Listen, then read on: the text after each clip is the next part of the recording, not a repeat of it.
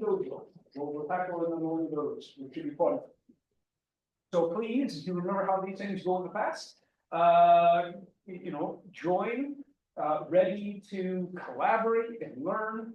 You don't have to come with any knowledge of how to code or how to be a software developer, as long as you are just, an enthusiast, just interested in this process and want to learn, then that is totally good enough. The one main thing about WebGeeks is we try to create and foster an environment where it's completely okay to fail or not complete the task or to not get done. Like, it doesn't matter here. It's more about the journey, it's more about the community, and it's we're here to learn. So anyway, that'll be next month. In addition to that, to find out information, you can hit us up on LinkedIn, or which probably the primary place to go to. I don't think anybody goes to Twitter anymore, although we still do post it. And then we have a sessionized site, which you can sign up for a talk if you'd like to give one. We're still looking for speakers, for July and the ongoing months, and we would love to have you. We can easily do a fast lightning talk or a larger talk that is around 40 minutes or within that neighborhood. And we can do multiple talks in one night, or we can do a short talk mixed with a long talk, whatever makes sense. Or if you are not accustomed to speaking and that's not really your bag, let us know about something that you are interested in, and we can try our best and craft an event around it. Beyond that, I wonder then if there's anything you'd like to throw out about any upcoming events, and also Source Allies, the space. Sure. Hi, welcome everybody. My name's Ben. I work here at Source Allies, and we're really happy to have you and host you here. We bought some pizza for you, so grab as much as you'd like. Back in that electrical room, there's a fridge. You can grab any drink, adult or otherwise. Need a restroom, those are up those stairs, and take a right. And then on that whiteboard is our Wi-Fi guest if you need to use your computer or phone. Just want to thank you for being here. Happy to connect with you after. As far as other events like the Tech DSM party we're planning, we did one last year. We're well on our way to planning 2025's version. It's going to be at the River Center again, free for anyone in Tech or loves Tech. Free apps, free open bar, live music. The point of it is just to reconnect with people in the tech community here in Des Moines and celebrate us. There's no speakers, there's an agenda. It's just connecting with the tech community. So we'll be sharing out more about that for us on LinkedIn and Facebook and X and all that. But yeah, hope you enjoy our presentation. Awesome. Sorry, I wasn't using the microphone before. I'll start using it now. Last couple points I want to make. One, this event is being streamed on Twitch, twitch.com/DSMWebGeeks. And I have been getting in the habit of this, I will immediately after this event post it then on YouTube, so you can find your talk there. And the only other thing I'd say is, hit us up. Let us know if there's ever any other way you'd like to get involved with WebGeeks and kind of help us out, or help grow the community. Cool. And then with that, Adrian, I will hand it off to our speaker tonight. Thank you very much. Is the mic on? Can you guys hear me? We're doing good? All right. So, mic check done. All right. Hi, my name is Adrian. I've been coming to WebGeeks for, I think, off and on for a few years now, but pretty consistently for like the last 6 months. Thank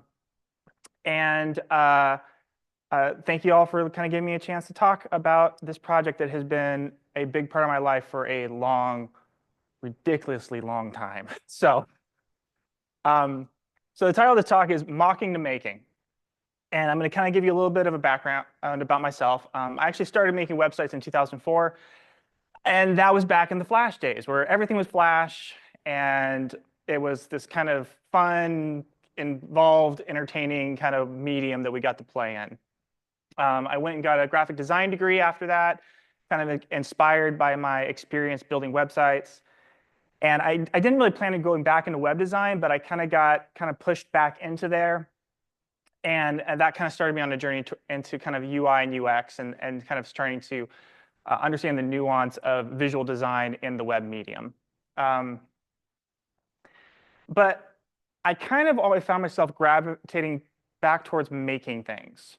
And for a few years, I was able to make things in Flash because it was still a viable way of doing that. But kind of while we were in the middle of that transition, there was a big shift that was happening in the world. In 2007, the iPhone was released, and the whole world became about mobile experience. Pretty much, it felt like overnight. I know it took longer than that, but that's what it felt like. And then in 2010, Steve Jobs single-handedly killed Flash. And I think a lot of us, missed the funeral, but it was a sad day. And after that, the web became HTML, CSS, and JavaScript. And obviously paraphrasing, there's lots of other things that go into it, but if you're talking about front-end technologies, it's those three primarily. But it felt like something kind of got lost in that transition, because when you're working with Flash, it had timelines, it had animation, it had all these things that was kind of baked in at the very core. And when we went to that, every website was kind of an experience. And when we went to that, everything became Bootstrap for a long time. And that's kind of what Jucie came out of.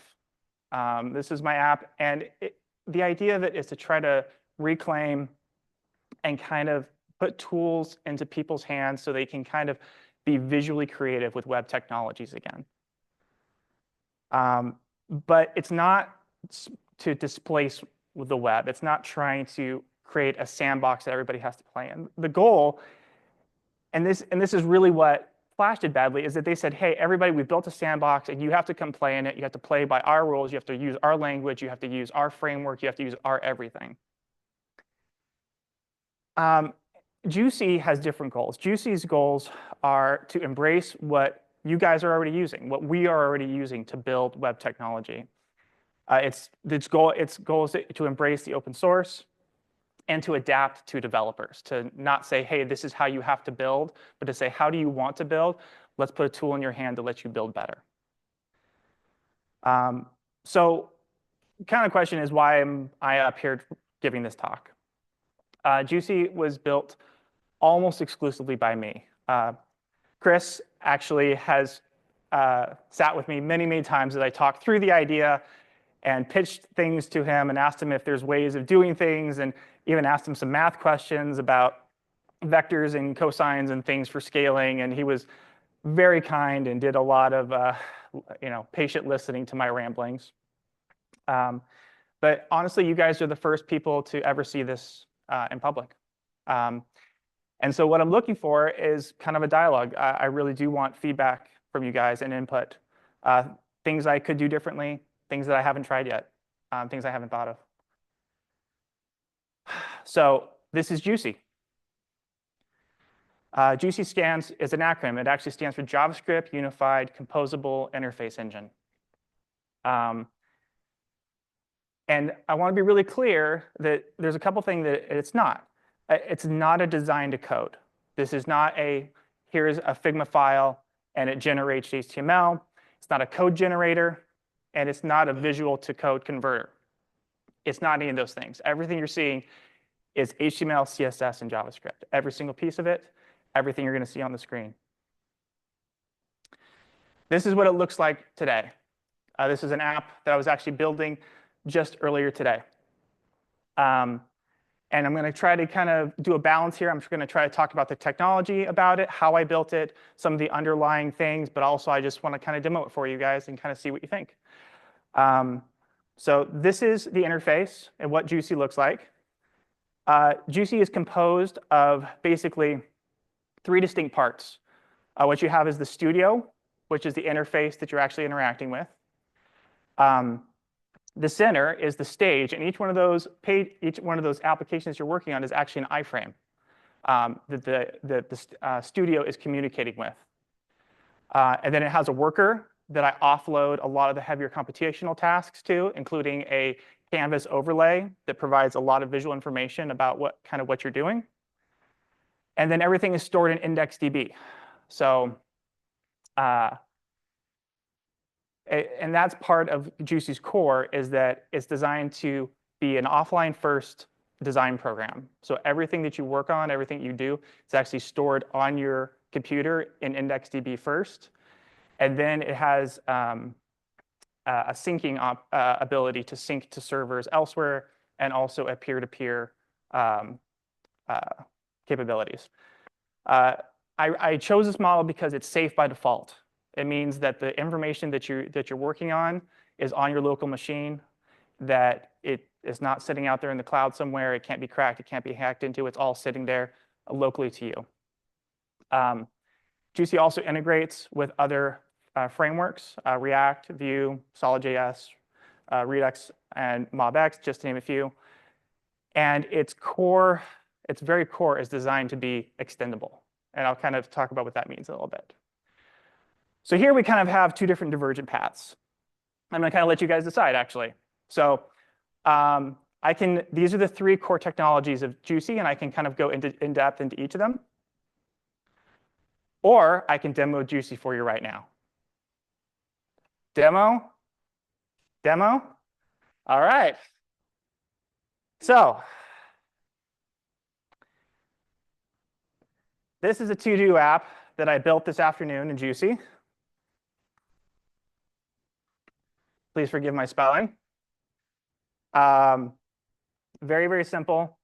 I built a to-do app because anytime you try out React or Vue or anything like that, the first thing they have you build is a to-do app. So I thought that would be a good place to start. So this is what we're trying to get to, and now we're going to build it. And I'm doing the thing that you should never, ever do, which is demo an alpha version of your application live in front of people. So I'm going to do that today because screw it, why not? All right. So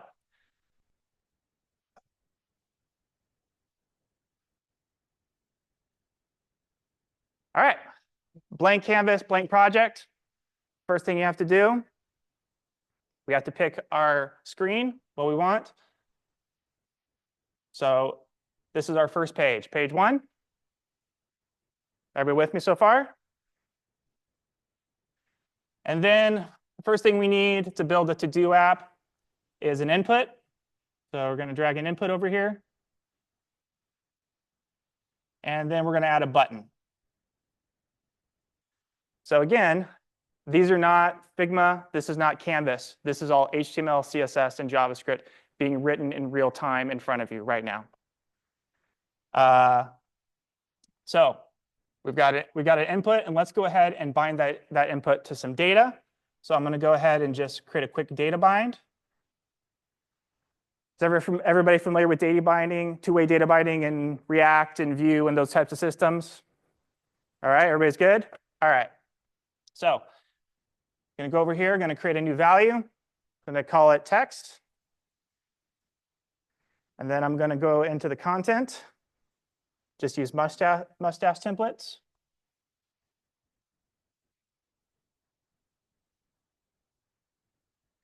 And then, just for funsies, just going to preview it. So something cool just showed up in that header. If you go back here, the mustache template, right? All right. So next,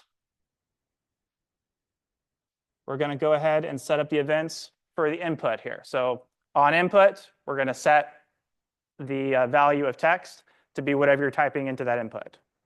Everybody kind of familiar with that pattern? Any explanations needed there? We're good? All right. So oh, no, my first mistake here. On input,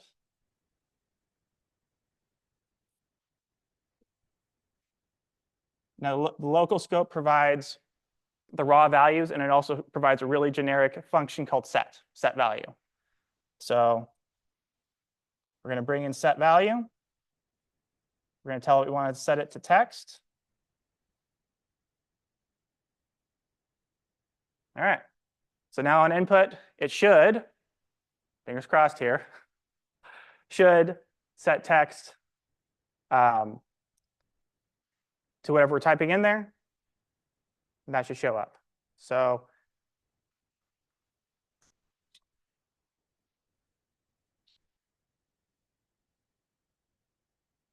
there we go. All right.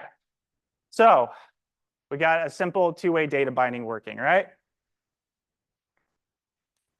So let's go ahead.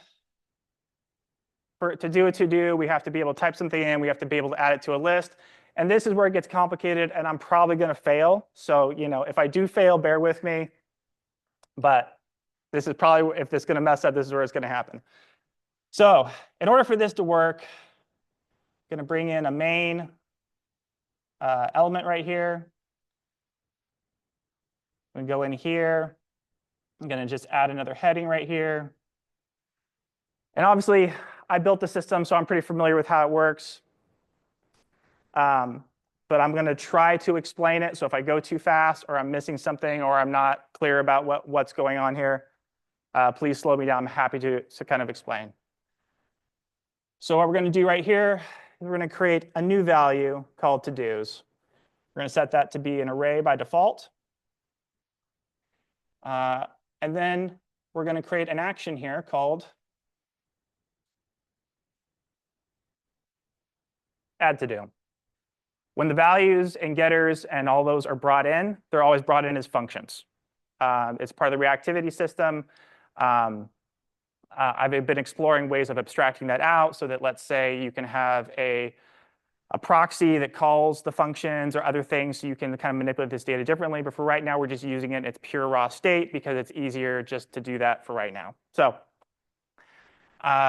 in order to add a to-do, again, everything that we're defining up here and the values and getters are brought in here. So we're going to have to-dos, which is brought in a function.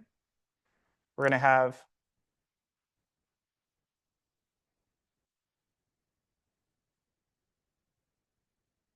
so all this does is get whatever is in to-dos out and assign it to current to-dos. Everybody with me so far? All right. Then in current to-dos, we're just going to push whatever we have in text here. So we're going to get the text out.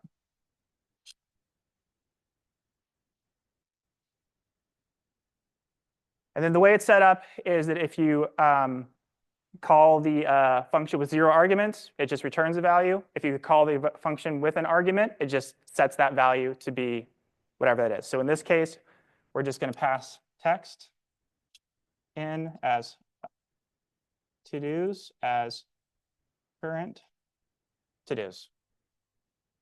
So basically what we do is we said, go get the array, pull the array out,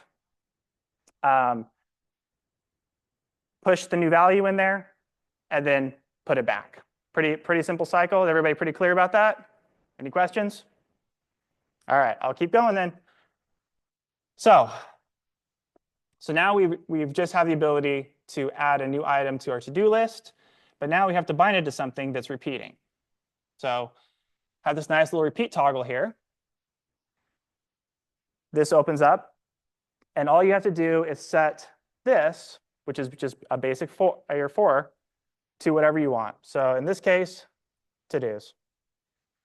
So now the heading is now bound to to-dos, and it'll repeat for each to-do in that array. If we switch back to the preview, make sure, yep, you can see how the heading is present here, but it's gone in the preview because we don't have any to-dos yet.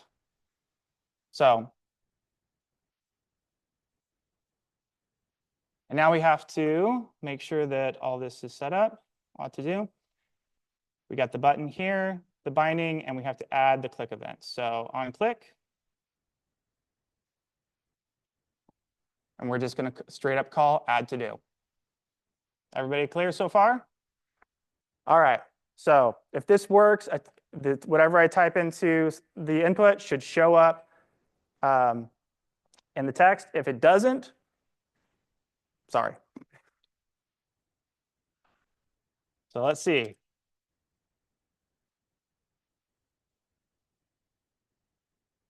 And it works. All right. So the problem is that everything is absolutely positioned in Jucie by default. And this is so that you can manipulate things, you can move things over the screen. Also because absolutely positioned items are actually faster. When you're talking about rendering CSS actually has an easier time rendering and has faster loading times with absolutely positioned elements because it's not having to do as complicated as repaints. So in order to get multiple to-dos, because I can type things in here, we're going to have to make it an auto-positioned layout in order for it to show up. And I need this text to become whatever that item is. So if you look back here, you can see that I have repeat or 4 to-dos as item key. So whatever the item is, it becomes whatever this field is here. So going back here,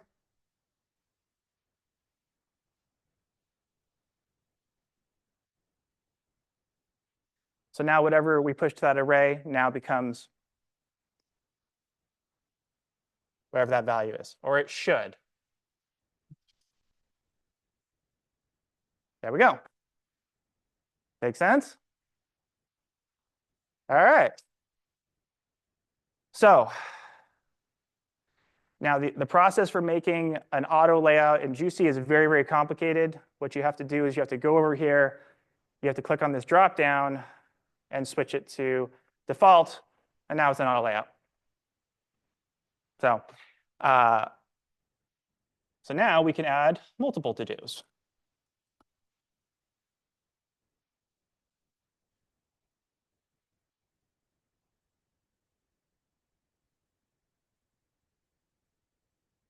There we go. All right.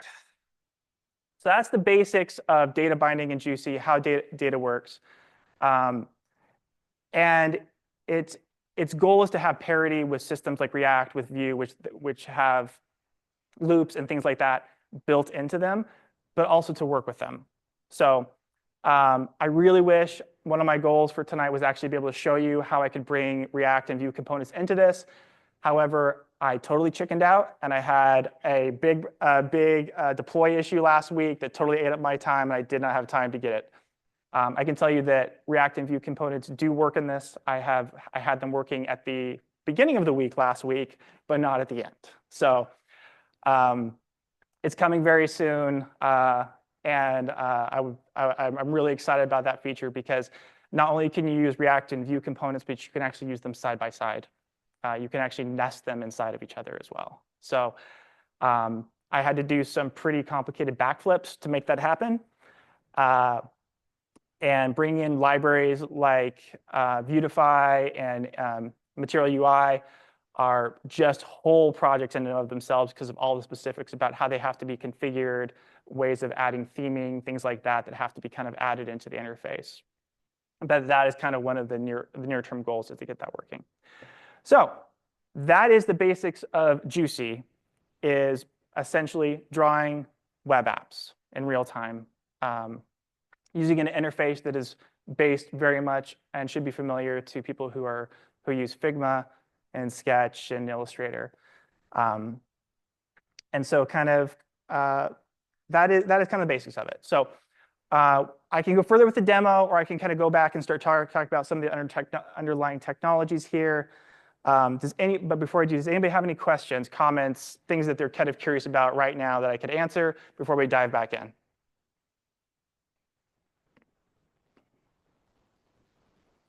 Good? All right. So what I'm going to go ahead and do is I'm going to kind of talk a little bit about Jucie and how I built it. And then I can kind of go back and talk a little bit more about the app and do some more demo if that sounds good. So there's 3 core technologies that I had to build in order to make Jucie happen. The first thing I had to build was a path-based state manager. And the reason I had to do this is because React and Vue have moved us basically into a virtual DOM model. Is everybody familiar with the virtual DOM? What that means? Okay.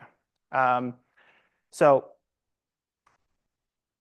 this is what the virtual DOM looks like to a certain degree under the hood. This is HyperScript. A lot of people who have even worked with this haven't ever seen this before, but is anybody familiar with this? Does this make sense? Okay, so this is how they describe the DOM in the virtual DOM before it is actually passed in to be rendered. So this is what you're seeing. All the code that you write, the view components, they all get compiled into this format, and then they get actually passed into the renderers. But I needed a way to manipulate that directly. I had to be able to reach in, change the data, deeply nested data if I needed to do it very fast, and I needed to do it in a way so that it was fail-safe. So if that path didn't exist, I had to make it at that moment because it couldn't fail. And so this is what I came up with. This is my state manager, and it uses, it's fairly straightforward. The path there, that just describes where you want to put the data, and the value, that is what you're putting there. So the simple example is you can go from an empty object to this in one command. So I know a lot of other state managers use something similar or kind of similar syntax. But I also needed to get data out of it fast. So when we were traversing that path, if we ran into something that didn't exist, I had to be able to fail without throwing a big error. And so it has gets in it to pull data out of. And if it encounters an endpoint that doesn't exist, it just returns undefined rather than throwing an error as you would if you were, let's say, traversing an object. So this is kind of the flow of data, is state manager into a scene graph. Scene graph is what describes kind of a proto virtual DOM. Scene graph to HyperScript, which is what I just showed you. HyperScript to virtual DOM to actual DOM, over and over and over and over again at high speed. So one of the things that I was curious about when I built this was how well it worked. And so because I wouldn't really consider myself a coder or a programmer because my degree is in graphic design. And so I had an AI put together a performance test for me that measured this against 3 other state managers, Redux, Zustand, and Mockups. And so I used that as a benchmark as I was working on this to understand how well I was doing, where there was potential areas for improvement, if I had a particular area that wasn't performing well. And so I ran this yesterday, and this is what it looks like. The y-axis is milliseconds. That means that the shorter the bar, the better. Jucie is in blue. Redux is in red. Mockups is in green. And Zustand is in yellow. So not too bad for a guy with a degree in graphic design, I feel like. The top left chart is my favorite. But yeah, so it turned out pretty well, and I'm pretty pleased with the result. So it's great to have data and to manipulate data, but unless you can know when that's happening and where it's happening and get the data out, it's not very helpful. And so I had to add reactivity to my system. So this is what my state manager looks like. And I had to be able to know when things were changing inside the state. So I created what I call reactors. I realize I'm stepping all over React's name, but I don't care because it's my thing. I created reactors, and these are very similar to view computed, in that it is aware of the data that is pulled out of the state when these execute. And so it tracks its dependencies. So it knows that if you get foobar out of the state when in that reactor, that if foobar changes, that reactor now is dirty and needs to be recomputed. It caches its value, so that if you call the reactor over and over again, it just returns the cache value. And then it only recomputes if it's marked as dirty and you call the cache value again. And then it also knows about its dependence. So if you use a reactor inside of another reactor, it knows about that, and it will actually create dependency chains and update everything attached to it. So from building that, I also got a couple of new things. Reactive values, which is kind of what you saw me working with there, which you just set values and get values out. Subscribers and effects, you can subscribe to reactors, and when their dependencies change, they will update their subscribers. And then surfaces. Surfaces are basically composables that are based on reactors and state and contain actions. So these are kind of all the technologies that I was working with and built with, and this is what basically powers Jucie. And finally, the Jucie engine itself. So this was something that kind of came out of working with states and reactors and needing to have those pieces of technologies, but with additional things tacked onto them. So I needed a server-side instance of state and reactors, but I also need additional actions and capabilities tacked onto that for that particular use case. Same thing with the studio and with the stage. Those are all running instances of the engine. And the engine doesn't really do anything by itself. The whole point of the engine is to create a pattern for installing extensions. So this is the basics of an engine. You create the engine, you install an extension, in this case foo. The extension installs new actions onto the engine.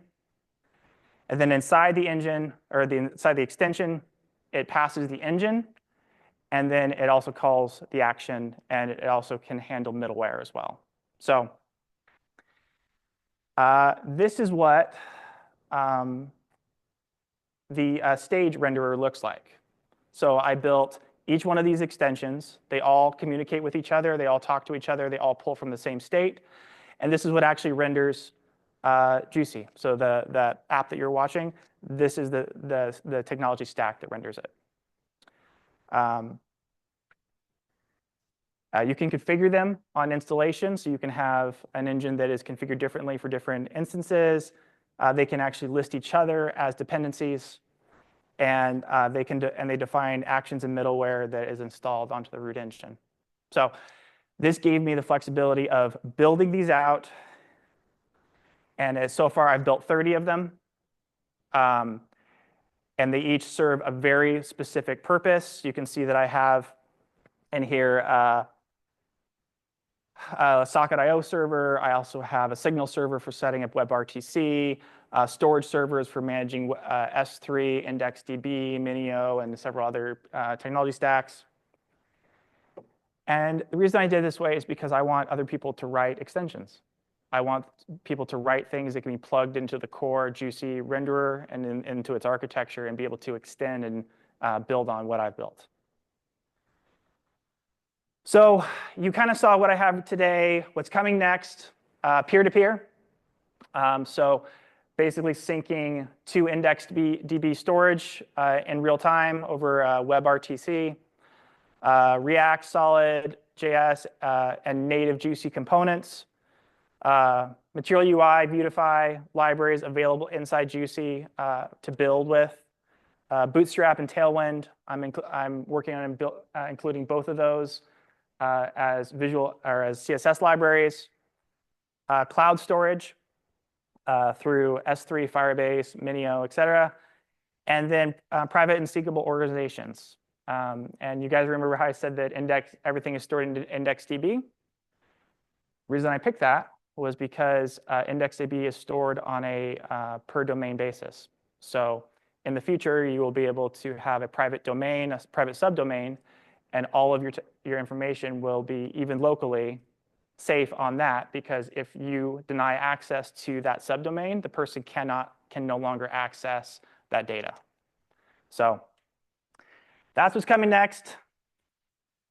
Thank you very much.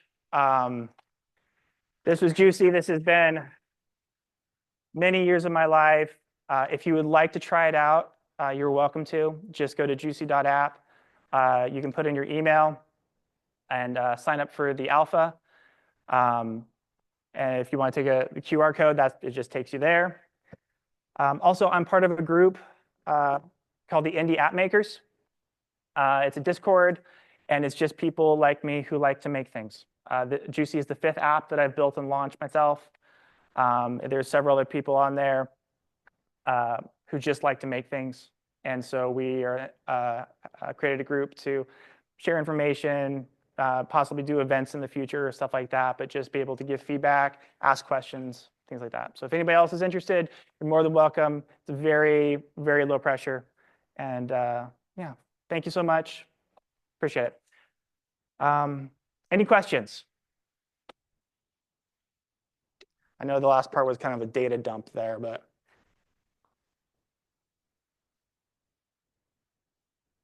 Mm-hmm.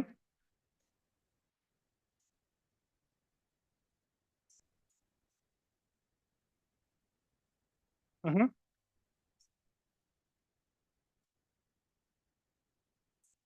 Mm-hmm.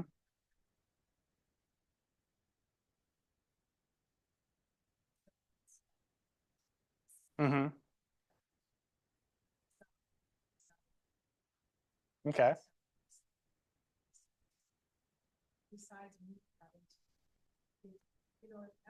Mm-hmm.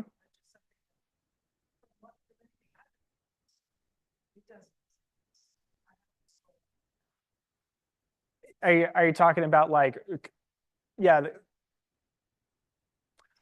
okay. You're talking about like the flowing from like page to page to page to page and like having the layout set up. Okay. Okay. Okay. Um, I'd never thought about that, but I definitely make a note of it. And think about how I could. No. Fine. Go. Alright. Does it run on Juicy.app or does it run on other, I mean, it's HTML, CSS, or what? Hosting platform. So the idea, and one of the things that I'm working on right now is it does not run on Juicy.app. The idea is that it becomes your own thing. It becomes a file that you can basically say, yeah, here's the Juicy file. And then for coders, so this structure right here, is anybody familiar with composables in Vue or Pina or anything like that? Everybody's kind of, so this structure right here, values, getters, and actions, this is available in code. You can just write this yourself. This doesn't have to be inside Juicy. This is actually, I wrote it first as just code that you would write yourself and execute. So the idea of Juicy is that it actually bridges the gap between visual design and code, and that the coder can write the code, populate the data layer, and then Juicy picks it up. And so I actually forgot to put it in there, but one of the things I'm working on is a VS Code plugin that will let a coder write code in real time and then be able to see what that code looks like with the interface that someone else is designing at the same time. So, because basically what you're essentially writing is this structure here, values, getters, and actions, and whatever is populating that data into that data layer, Juicy picks up and makes available for the designer or whoever is working with the interface to hook up.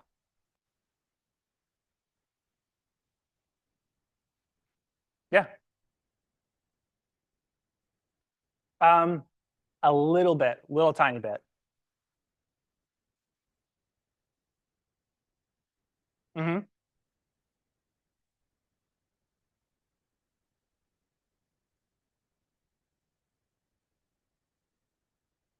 You're talking about like click and drag to like link something to an action? No, I actually hadn't thought about that. That's a great idea. I really love that. Thank you. Yeah, no, that's a great idea. Cool. Anybody else? Any other suggestions, questions? I have a few. Get it, the basic ones, copy paste, that kind of thing. I'm working on adding more. It's one of those things though that is kind of such gold plating at this point that there's kind of a laundry list of other things I'm working on adding right now before I get to hotkeys. But mostly what I've been working on right now is things like shift drag to constrain option drag to make it uniform, those types of commands. So those are all exist in the system, but hotkeys I don't have very many set up yet. Cool.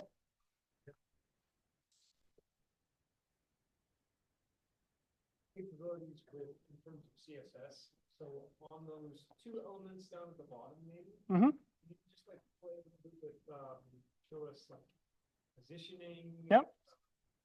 Yeah, of course. All right. So everybody here is familiar with CSS to a certain degree. This is just a visual CSS writing tool, essentially. So if you want to lock something to the bottom left, you just click on the bottom left corner and it calculates the new position relative to the bottom left corner. So now, that's bottom left. Click here, now that's bottom right. If you want to make things positioned so that they're relative to either edge, you have to set the width to auto. That one disappeared. I'll bring in a new one. So set this one there, set the width to auto. And now you can see that the input box now spans the whole width and is locked to either edge. Yeah. Right there just made me think of, have you implemented undo? Yes. So it's not hooked up right now. It was one of the things that got kind of canned when I ran into the server issues last week. But yeah, Jucie has essentially a CRDT conflict resolution system built into it, actually into the state. And so conflicts and changes like that are resolved on a state level, and then it also has history built into it. So you can save up to 1,000 states of history and undo, redo. It also has batching in there. So if you're like dragging something across, you don't have to undo every single instance of drag. It combines different kind of actions into groups. Mm-hmm.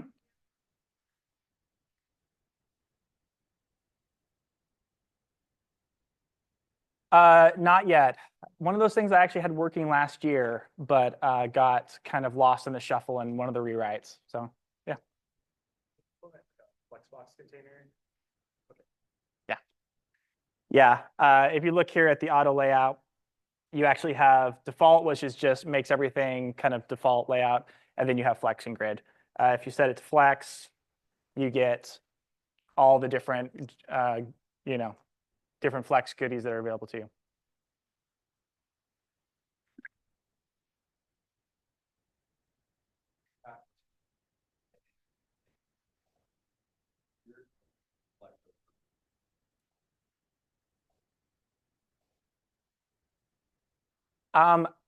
Good question, actually. So I thought I might have to do that, which was going to be might have been the end of Jucie if I had to go through and figure that out.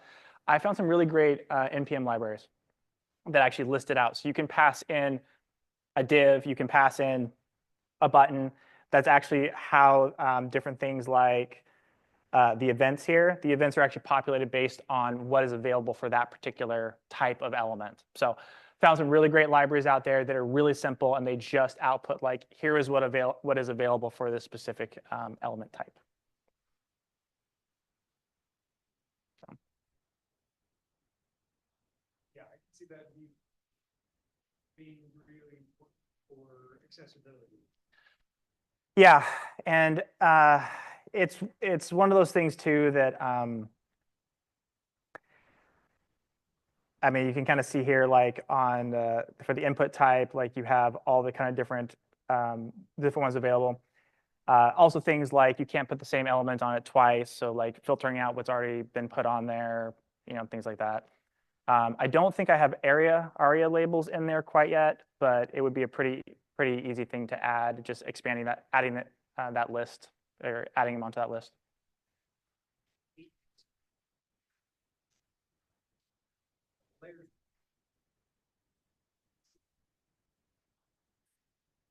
Sorry, I am probably totally blanking. Where specifically? Yeah. Oh, these. That is the HTML you're drawing. So kind of like Figma, where you can drag things around and move them around inside of and like change position and things like that. That's what that's what the layers are. So you can see here that you have your page as a base, and then you have buttons, H1 main, H1 input. So it's all the different kind of HTML elements that you've drawn onto the canvas at that point.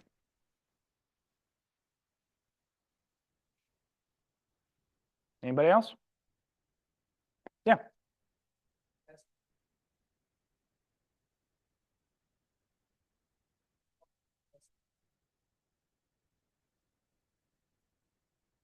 Hi. I discovered, and maybe this is just me being a bad programmer, but because I'm designing a visual tool, the testing really comes down to, does this work? And so building this was make a change, boot up, look at the interface, play with it. Make a change, look at the interface, play with it. And also because a lot of times things are really buried, really deep. I built a state machine to manage mouse events. And so it's a really complicated thing that based on certain criteria, you send that mouse into a certain state, and based on that state, it has other states available to it, et cetera. And just that by itself, like trying to work through the states and events triggering at the wrong times, like the difference between having a mouse down and a mouse up in the order or in the state, or a mouse or a click event in the state, wasn't something I could test. It was something that I had to just play with all the time, because over and over again I discovered like there's something funky here, and it wouldn't be and the data would probably be fine. Like if I ran a test, it would probably come back and say like, oh yeah, this is fine. But really for me in building this and kind of architecting it out, it was really about like, do something and play with it, do something and play with it. So,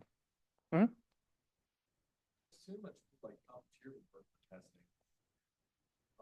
testing. You very well might be. And honestly, that might be a someday thing. Have you used it before? I have a weird story about Puppeteer. I actually built a server-side renderer that would actually render the HTML into images and then stream that back to Jucie. That was one of the early iterations, was actually streaming live rendered HTML from a Puppeteer instance on a server. And it was pretty cool, but you ran into a pretty quickly, basically speed of light delay, like just the lag was too much. The drag events were slow, and some other things just didn't quite work out well enough. And then there was also a performance issue that I ran into. But yeah, that was iteration 3, I think, was a Puppeteer instance. I was asking about the website that's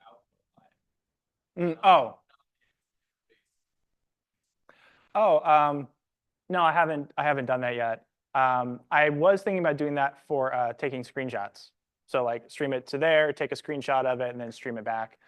But kind of debating about doing that versus trying to just render something in the browser. Things absolutely positioned by default. Do screen readers like suffer from that, or screen readers look accessible? From what I understand, especially because Absolute is such a CSS 1.0 kind of thing, they don't really struggle with it. I haven't tested it, and I haven't really done a lot of research, but I worked with an AI. I actually worked with 2-3 different AIs on this for over last year, and that did come up at a different point, and they said that the Absolute position should be okay. Yeah. Oh, that'd be awesome. Yeah, I'd love to see that. All right. Anybody else?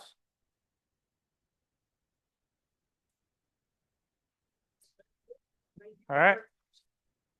Thank you. And thank you very much for the feedback. I really appreciate it. Yeah, sign up. Evidently. Yeah, that's awesome. Be able to test that thing out and provide feedback. And thank you all for coming out tonight. Hope to see you next month. And thanks, y'all. And grab some pizza as well. I think there's a little bit left. Thank you.